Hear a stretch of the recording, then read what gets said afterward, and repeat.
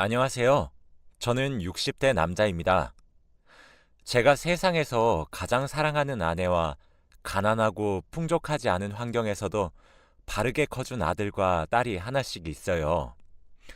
제 삶이 그리 녹록지 않았고 팍팍했었던 이유는 말년에 편하게 지내기 위함이었나 싶을 정도로 제게 엄청난 행운이 찾아왔습니다. 지금부터 그 이야기를 한번 해보도록 할게요. 저는 부모가 없는 천의 고아였습니다. 아니, 더 사실적으로 이야기를 하자면 부모가 버린 아이였어요. 제 어머니와 아버지께 결혼 전 제가 갑작스레 찾아왔고 이후 급하게 결혼을 하셨지요. 처음엔 다른 사람들의 집도 저희 집과 다를 바 없다고 생각했습니다. 짧은 기간 동안 어머니와 아버지는 전력을 다해 싸우셨고 이혼을 하셨어요. 이혼 사유는 고상한 말로 표현하자면 성격 차이셨죠. 사실 어머니와 아버지는 처음부터 끝까지 다른 점들 뿐이었거든요. 저는 그래서 어렸을 때부터 울 수가 없었어요. 울면 안 되는 아이로 자라야 했죠. 제가 기억했던 어머니와 아버지는 아이의 우는 소리를 정말 싫어하셨던 것 같습니다. 어머니와 아버지가 언성을 높이시던 어느 날 아버지의 손이 어머니를 향해 올라갔고 어머니도 목에 핏줄이 터져라 소리를 바락바락 지르고 계셨거든요. 모든 상황이 어렸던 저에게 너무 가혹할 만큼 두려움을 주었죠.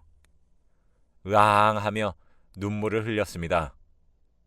전 제가 울면 어머니나 아버지가 항상 달래주셨기 때문에 저를 달래기 위해서라도 화해를 하시거나 싸움을 멈추시길 바라는 마음 하나로 말이죠.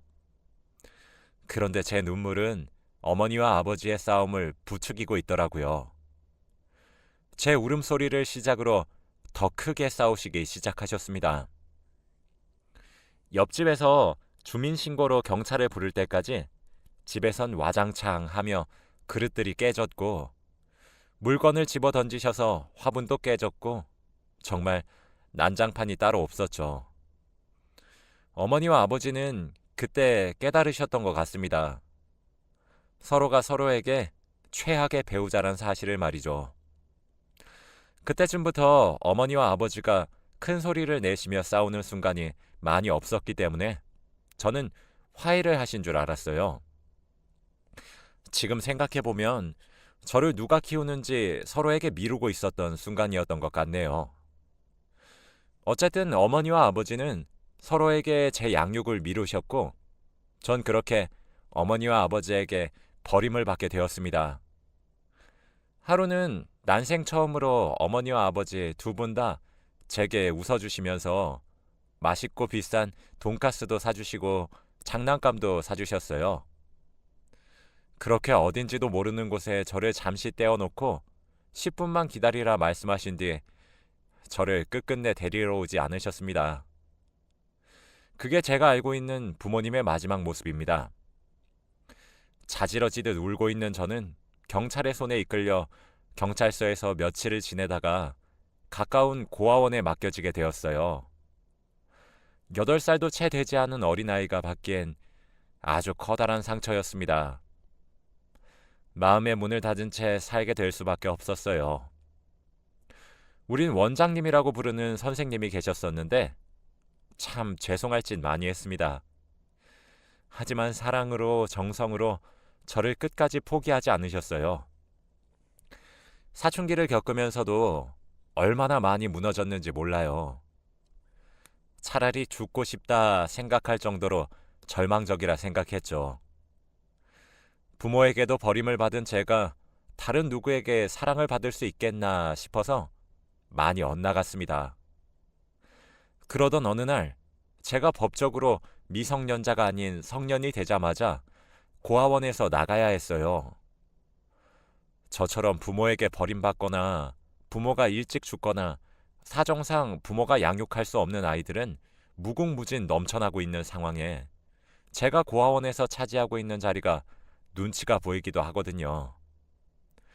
고아원에서 퇴소를 하게 될 때 이불과 박스 하나를 줍니다. 그게 제 짐의 전부였죠. 당장 고아원을 나가게 되면 자유를 맛볼 것이라고 많이들 생각하시는데 사실 그렇게 나가게 되면 가장 먼저 느끼는 것은 비참함과 공허함이에요. 그리고 세상에 또 버려졌다는 생각만 들고 말이죠. 어찌되었든 고아원을 나오게 된 것은 나오게 된 것이라 돈을 벌어 생계를 유지해야 했습니다. 원장님의 추천으로 공사 현장에서 일을 할 수 있게 되었어요. 사실 나이가 너무 어리다는 이유로 그쪽에서 거절했는데 딱한 상황에 놓여있는 저를 불쌍히 여겨 열심히 하라는 조건으로 받아주셨습니다. 대신 남들의 임금보다 조금 적게 주신다고 하면서요. 공사 현장에서 일을 하게 되면서 처음으로 제가 쓸모있는 사람이 될 수도 있겠구나 하는 생각이 들더군요. 그 현장에서 만나게 된 다른 일꾼 형님들도 저를 귀여운 막내라며 귀여워하셨고 삼겹살에 소주를 사주시기도 하셨고 혼자 살 때 필요한 것을 말해주기도 하시면서 여러 방면으로 도움을 주셨습니다. 저도 점차 성격이 밝아지기 시작하더라고요. 제 공허함이 참 많이 달래졌었죠. 그러던 어느 날이었어요. 그날은 무더운 여름이었고 은행에 돈을 찾으러 가는 길이었죠. 걸어가는 길에 저도 모르게 눈앞이 깜깜해진다고 느끼며 눈을 감았다 떴는데 눈앞엔 병원의 하얀 천장이 펼쳐져 있더라고요. 깜짝 놀란 제가 벌떡 일어나서 어찌된 영문이냐 옆에 보호자로 앉아 있었던 사람을 붙잡고 물어보니까 자신은 목격자라고 하더라고요. 그 사람의 말에 의하면 멀쩡히 은행으로 잘 걸어가고 있던 제가 갑자기 쓰러졌다고 해요. 그래서 목격자인 그 사람이 아무리 뺨을 치고 흔들어 깨워도 제가 일어나지 않았다고 합니다. 그런데 바로 그때 마침 근처에 있었던 어떤 여성분이 길에 쓰러져 있었던 저를 발견하고는 달려와서 119 구급차가 오기 전까지 이렇게 가만히 두다간 죽을 수도 있다고 말을 하면서 심폐소생술을 했다고 하더군요. 온 사력을 다해서 한 그 심폐소생술 때문에 저는 심장이 다시 뛸 수 있게 되었다고 했습니다.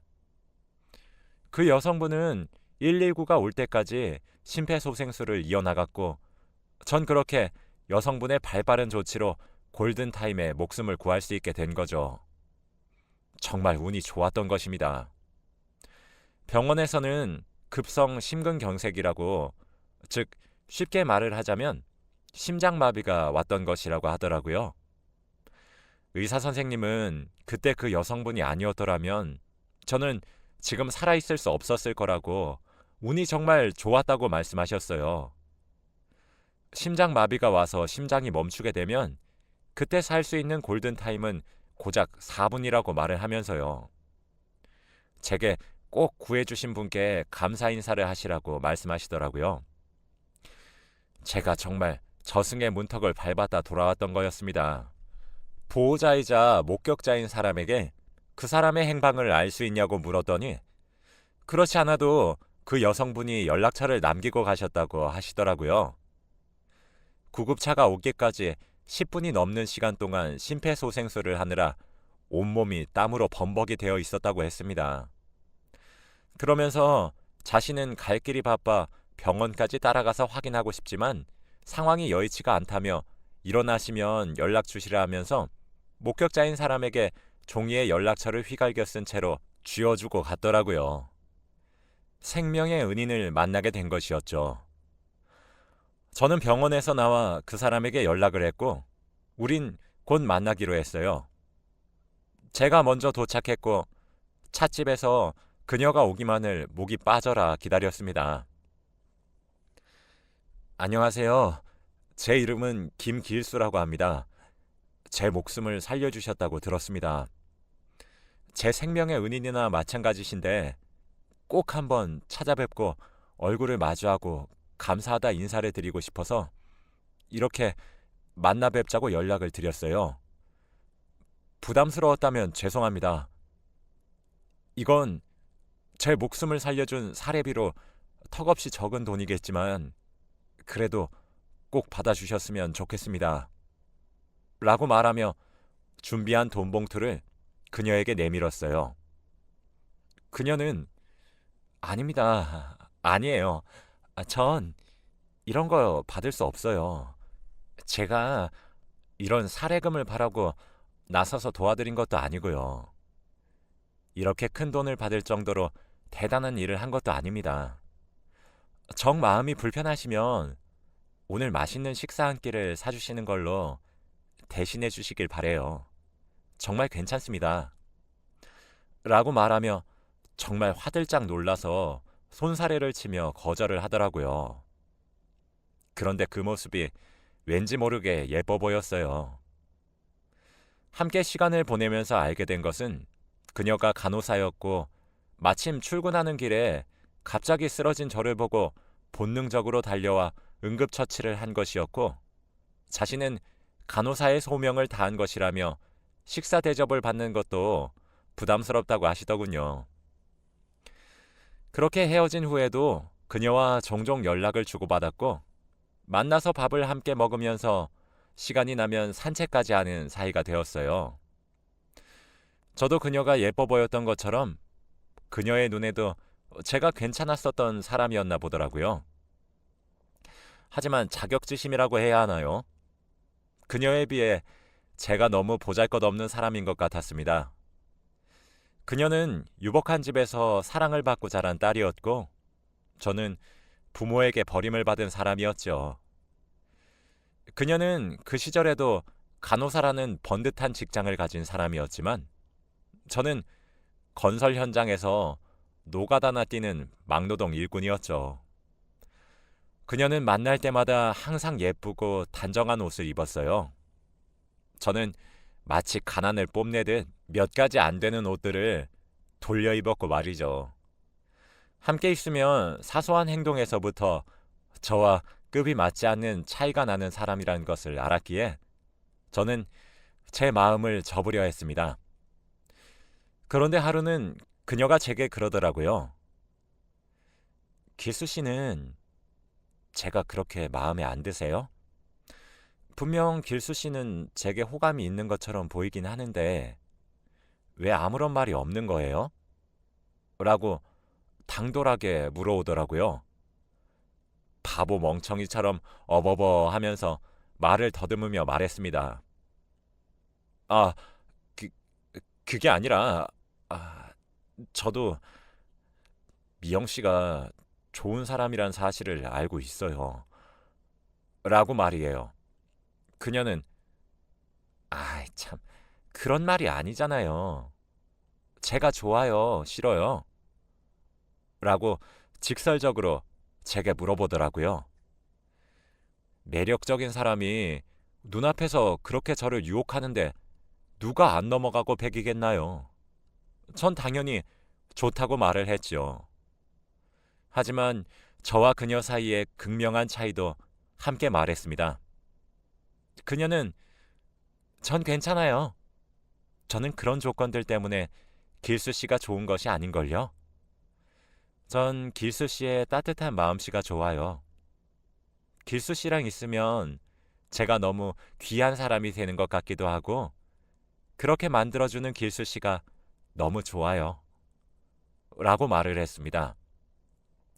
가슴 한구석에서 따뜻해지는 기분을 받았는데 그게 사랑이구나 싶더라고요.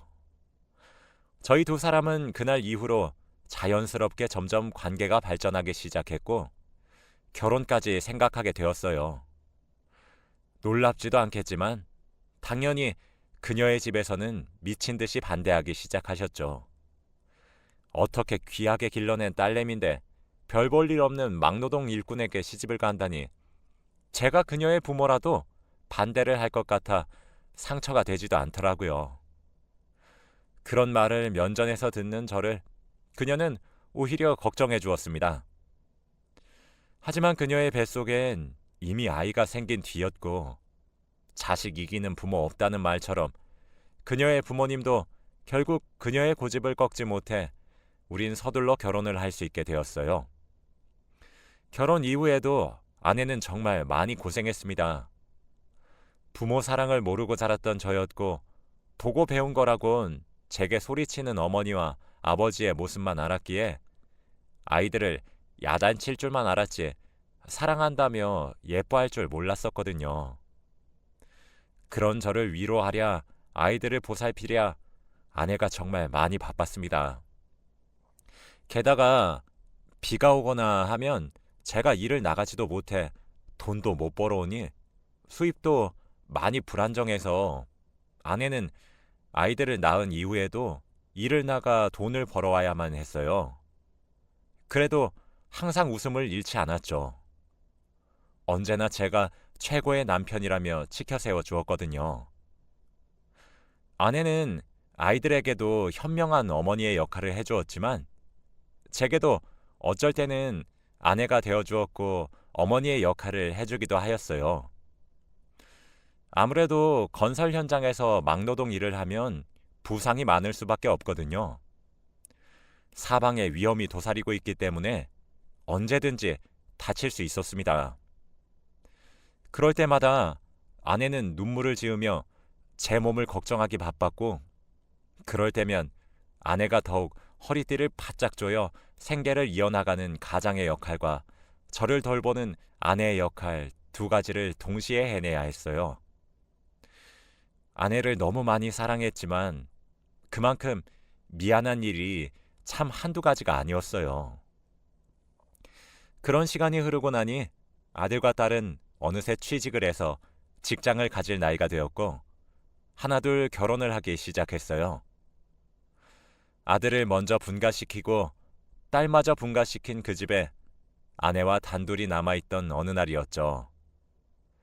그때 아내의 얼굴을 찬찬히 뜯어보는데 그 옛날 곱고 귀하게 자란 딸내미 모습은 온데간데 없고 남편 잘못 만나 고생만 무지하게 한 여인의 모습만 남아있더라고요. 그게 참 마음이 미어졌습니다. 내가 우리 아내에게 대체 어떻게 해야 이 모든 은혜를 갚을까 생각하면서 잠에 들었었거든요. 그런데 그날 밤에 꿈을 하나 꾸게 되었어요. 그런데 꿈 내용이 참 신기했습니다. 꿈속에서 제가 혼자 집을 지키고 있더라고요. 그런데 돼지 한 마리가 들어오더니 저희 집에 똥을 한가득을 싸고 다시 나가더군요. 한 마리가 나가니 또 다른 한 마리가 저희 집에 들어와 똥을 한가득 싸고 나가고 그 돼지가 나가고 나니 또 다른 돼지가 들어와 똥을 한가득 싸고 나가고 이 행동을 몇십 마리, 몇백 마리가 반복을 하는 것이 아니겠어요.